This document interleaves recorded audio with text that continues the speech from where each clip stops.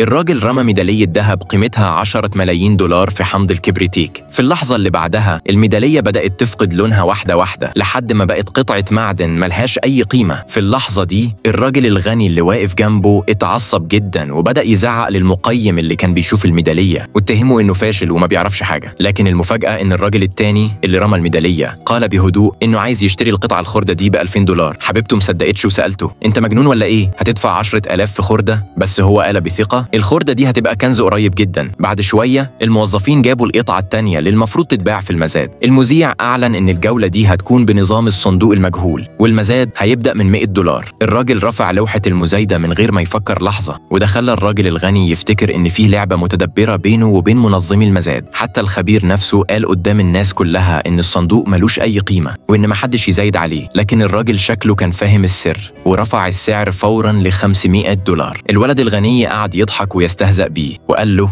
أنت مجنون تدفع $500,000 في صندوق خشب؟ وبما إن محدش غيره زاد، الراجل كسب المزاد واشتراه. كل الناس اللي في القاعة بدأوا يضحكوا عليه ويتهمسوا إنه اتنصب عليه، لكن فجأة الراجل طلع على المسرح ومعاه قطعة الخردة اللي اشتراها في الأول. الراجل الغني لسه بيضحك وبيقول له: أنت شكلك بتجمع الزبالة. في اللحظة دي الراجل التاني غرز قطعة المعدن دي جوه الصندوق الخشبي. على طول الصندوق طلع صوت حاد كده وبدأت تطلع منه سيوف حقيقية. الخبير جري بسرعة على المسرح وبدأ يفحص السيوف بعناية، واكتشف إن السيوف دي كانت ملك لأباطرة قدام جدا، وكل سيف فيهم قيمته عشرات الملايين. كل الناس وقفوا مش مصدقين اللي شافوه. الراجل اللي الكل كان بيضحك عليه طلع أذكى واحد في المكان.